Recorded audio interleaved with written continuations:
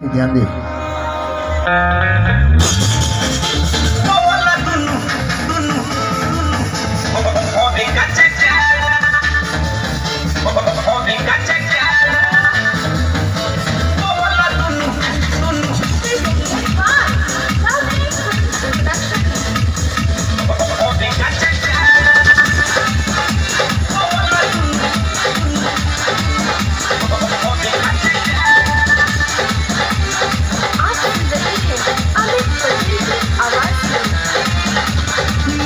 निकाल मार्केट में ऊपर वाला बाचल बाटे ले जाको मेरे टमे नीचे वाला बेच के निकाल मार्केट में ऊपर वाला बाचल बाटे ले जाको मेरे टमे खेली लइका चाहे जवान का हिस्सा वाला सुनो बड़ा बोल दुनु होवे का चकाड़ा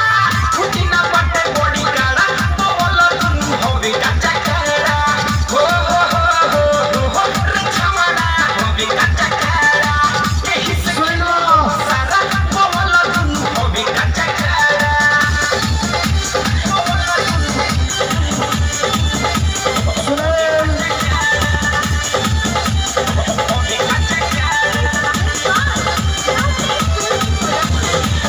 छोटे ले बया ले बहई बड़ा का दुनु हाथ दाब के तू देखला ये लड़का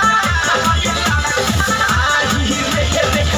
छोटे ले बया ले बहई बड़ा का दुनु हाथ दाब के तू देखला ये लड़का सधा जाई रुपया कोइल सब खर्चा ले ल तू अभी गारंटी के तरचा सधा जाई रुपया कोइल सब खर्चा ले ल गारंटी के अभी तू परचा बाटे हमा सब वैरायटी देखो ना बड़ा काहे खड़ा बोल दुनु होवे का चक्का